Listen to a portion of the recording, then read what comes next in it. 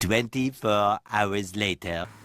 Hello વિદ્યાર્થી મિત્રો, આજે આપણે ધોરણ 10નો મોસ્ટ આઈએમપી ટોપિક જેમાંથી 100% એક એમસીક્યુ પૂછાય છે તેના વિશે અભ્યાસ કરીશું. આ ટોપિક છે તમારો ત્રીજો પાઠ, દ્વિચલ સુરેખ સમીકરણ યુગ્મ.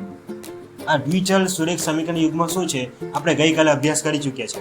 એના હું સમીકરણના પ્રમાણ સ્વરૂપ અહીંયા લખ્યા છે. તો આને આપણે જોઈએ અને આના પરથી કયા પ્રકારના એમસીક્યુ પૂછાય છે તો આજે અભ્યાસ કરીએ. તો એ અભ્યાસ આપણે ઉદાહરણ જોશું ને તેના પરથી આપણે શીખીશું કે એમાં કેવા પ્રકારના એમસીક્યુ પૂછાય છે. તો તમે અહીંયા ઉદાહરણ આપેલા છે સમીકરણના. ના સમીકરણ આપણે સમજીશું અને પછી એમાંથી કયા પ્રકારના એમસીક્યુ પૂછાય છે એની વાત કરીએ. તો તમે આ પહેલું સમીકરણ જુઓ. આ સમીકરણમાં એક્સનો સહગુણક શું છે? તો અહીં એક્સનો સહગુણક એટલે કે એક્સના આગળ ગુણાની સંખ્યા કંઈ નથી. તો ઘણા વિદ્યાર્થી કહેશે 0, બરાબર છે. 0 ના મળે. એના આગળ શું છે? કંઈ તો એક તો ગુણાયેલો હોય જ છે.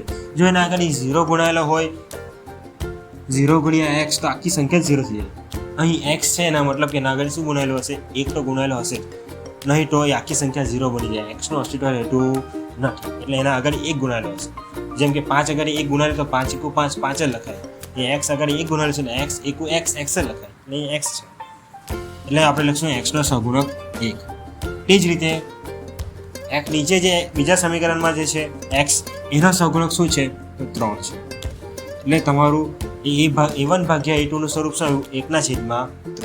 તે રીતે b1 ભાગ્યા b2 નું સ્વરૂપ શું આવે? તો b1 નો સહગુણક ઘણા વિદ્યાર્થી કહેશે 2, પણ નહીં, 2 નથી, -2 છે. એટલે લખાશે અહીંયા -2. તે જ રીતે b2 એટલે શું? તો b2 એટલે કે y નો સહગુણક તો લખાશે 4. તેવી જ રીતે c1 ભાગ્યા c2 કરવા જશો તો તમને c1 દેખાશે એટલે c1 તો આપેલું જ નિમલેમ કહેશે. આ સમીકરણ ખોટું ના. c1 0 બી હોઈ શકે છે અને 0 હોય લખવાની જરૂર રહેતી નથી. માટે અહીંયા c1 0 હોવાથી અહીંયા લખ્યું નથી. તો માની લે કે આ c1 0 છે. c2 શું છે? તો c2 આપણો શું છે? તો -20 છે. તો લખી દઈએ -20. હવે 0 ને તમે કોઈ બી સંખ્યાને ભાગો તો એ 0 જ રહેશે, એટલે આખું પડી 0 થઈ જશે. c1 ભાગ્યા c2. તો આપણે અહીં લખીએ કે a1 ભાગ્યા a2 આપણને શું મળ્યું? 1/3. b1 ભાગ્યા b2 આપણને શું મળ્યું? તો -2/4 અને 2 2 4 તો ઉપર 1/-2 એટલે કે -1/2 જવાબ આવશે. આ બંને સરખું છે કે ના? સરખું નથી. a1 ભાગ્યા a2 b1 ભાગ્યા b2 ગુણોત્તર સરખો આવ્યો નહીં, માટે આ સરખું કહેવાશે નહીં. Does not is equal to આ બંને સરખું નથી. જ્યારે બી a1 ભાગ્યા a2 b1 ભાગ્યા b2 નો ગુણોત્તર સરખો ના આવશે ત્યારે તમને આલેખ કેવો મળશે? તો ત્યારે તમને આલેખ છેદતી રેખાનો મળશે. છેદતી રેખા એટલે વળી કેવી રેખા? તો છેદતી રેખાનો આલેખ આપણે સમજીએ તો તમે જોશો આ એક બ્લેક કલરની માર્કરે દોરેલી રેખા, આ એક ના એક બીજી રેખા. આ બે રેખા આ એક બિંદુમાં છેદે, એક ટચ કરે એમ કહી શકીએ. તો છેદે છે એક જ બિંદુમાં ટચ કરે છે, માટે ઉકેલ પણ આપણને એક અને માત્ર એક જ ઉકેલ મળે છે. એટલે એક અને માત્ર એક ઉકેલ એટલે એને કહેવાય છે અનન્ય ઉકેલ. ઘણીવાર પરીક્ષામાં ઓપ્શનમાં આપણને અનન્ય શબ્દ આપે છે. અનન્યનો મતલબ થાય છે એક અને માત્ર એક. જો ઉકેલ મળે છે તો આલેખ અથવા સમીકરણ સુસંગત થશે, બરાબર છે. ઉકેલ મળે તો આપણો જે સમીકરણ છે એ સુસંગત થશે. તે જ રીતે હવે આપણે બીજા સમીકરણને સમજીએ. તો બીજું સમીકરણ આપણે જોઈએ અહીં છે x. એક્સનો સહગુણક શું છે? તો હવે એક્સનો સહગુણક કંઈ નહીં, 0 નહીં, એવું નહીં. હવે એક્સનો સહગુણક શું છે? 1 છે. આપણને ખબર છે, આપણે ઉપર જોયું છે.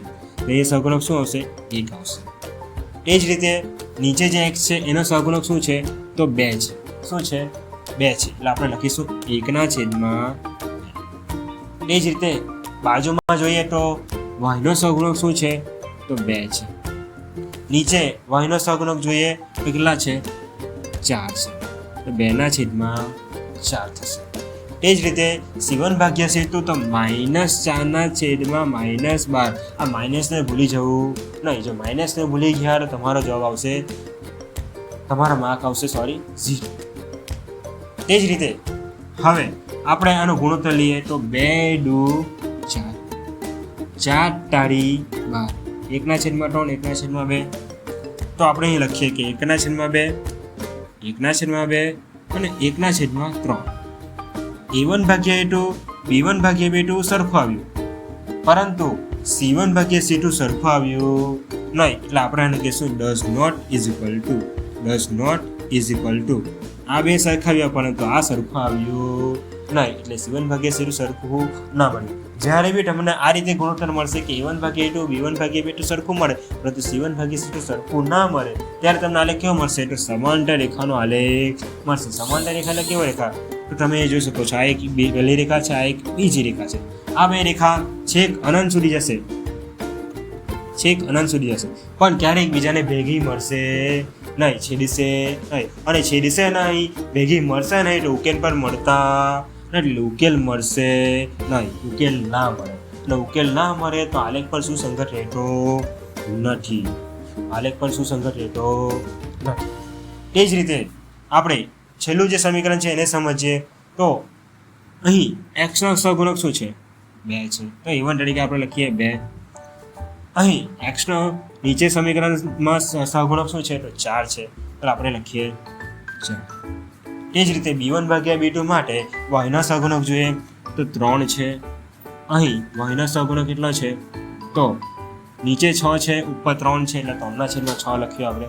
તે જ રીતે C1 ભાગ્યા C2 માટે જોઈએ તો અહીંયા -9 છે, અહીં -18 છે, એટલે -18, -9/-18. હવે આપણે ભાગ ચાલતો ચલાવીએ તો થશે 2 દુ 4, 3 દુ 6, 9 દુ 18. અને આ માઇનસ કેન્સલ થઈ જાય તો આપણો જવાબ શું આવ્યો? 1/2 બરાબર 1/2 બરાબર 1/2. એટલે કે 3/3 ગુણોત્તર કેવો આવ્યો? સરખો આવ્યો. જ્યારે બી A1 ભાગ્યા A2 B1 ભાગ્યા B2 અને C1 ભાગ્યા C2 સરખું થશે ત્યારે આપણને આલેખ સંપાટી રેખાનો મળશે. સંપાટી રેખા એટલે વળી કેવી રેખા? તો એક રેખા ઉપર આવેલી બીજી રેખા. તમે જોશો તો એક રેખા દોરી છે બ્લેક કલરના માર્કરે, એના ઉપર જ આવેલી બીજી રેખા હું દોરું છું, બરાબર છે. તો એ એક રેખા ઉપર બીજી રેખા આવેલી હોવાથી એ ઘણા બધા બિંદુમાં સ્પર્શ કરશે, ઘણા બધા બિંદુમાં છેદશે. માટે કહી શકે કે એના ઉકેલ બી કેવા મળશે? અનંત મળશે, અસંખ્ય મળશે. કેમ? કારણ કે ઘણા બધા બિંદુમાં છેડે છે, ઘણા બધા બિંદુ થશે, ગણી નહીં શકાય એટલા બધા બિંદુ થશે, એટલે અસંખ્ય ઉકેલ બી મળે છે. જેમ અસંખ્ય બિંદુમાં છેડે તો અસંખ્ય ઉકેલ મળશે. અહીં એક બિંદુમાં છેડે માટે અહીં એક જ ઉકેલ મળે, અને જો ઉકેલ મળતો હોય તો સુસંગત તો થશે જ. અહીં ઘણા બધા બિંદુમાં ટચ કરતી હોવાથી રેખા અનંત ઉકેલ મળે છે, અસંખ્ય ઉકેલ મળે છે, અને ઉકેલ મળતો છે તો સુસંગત થશે. એમ આપણે 3 પ્રકારના આલેખ જોયા, જેમાં જો છેડતી રેખાનો આલેખ મળે અને એક જ બિંદુમાં છેડે તો એનો એક ઉકેલ મળે છે, અને ઉકેલ મળે તો સુસંગત થશે. તેમાં શરત શું છે? તે A1 ભાગ્યા A2 B1 ભાગ્યા B2 સરખું થવું જોઈએ નહીં. એ જ રીતે આપણે બીજું સમીકરણમાં જોયું કે જ્યારે A1 ભાગ્યા A2 B1 ભાગ્યા B2 સરખું મળે, C1 ભાગ્યા C2 સરખું મળતું નથી, ત્યારે તમને આલેખ કેવો મળે છે? તો સમાંતર રેખાનો આલેખ મળે છે. આ રીતે આ બે રેખા ક્યારેક બીજાને છેડતી નથી, એટલે ટચ કરતી નથી, છેડે નહીં, ટચ ના કરે તો ઉકેલ પણ મળતો નથી, ઉકેલ ના મળે. ઉકેલ ના મળે તો સુસંગત પણ નથી. એ જ રીતે છેલ્લું આપણે જોયું સંપાટી રેખા. સંપાટી રેખામાં 3/3 સરખું મળે, A1 ભાગ્યા A2 B1 ભાગ્યા B2 C1 ભાગ્યા C2 3/3 ગુણોત્તર કેવો? સરખો મળે. 3/3 ગુણોત્તર સરખો મળે તો આપણને આલેખ કેવો મળે છે? સંપાટી રેખા. એટલે કે એક રેખા ઉપર આવેલી બીજી રેખા ઘણા બધા બિંદુમાં ટચ કરશે, તો અસંખ્ય બિંદુમાં ટચ કરશે, અસંખ્ય બિંદુમાં છેડશે, એટલે ઉકેલ બી કેવા મળે છે? અનંત મળે છે, અસંખ્ય ઉકેલ મળે છે, અને ઉકેલ મળે તો સુસંગત તો થાય જ છે. તો આ એક સરસ મજાનો વિડીયો જોવા માટે તમારા વિદ્યાર્થી મિત્રોનો ખૂબ ખૂબ આભાર.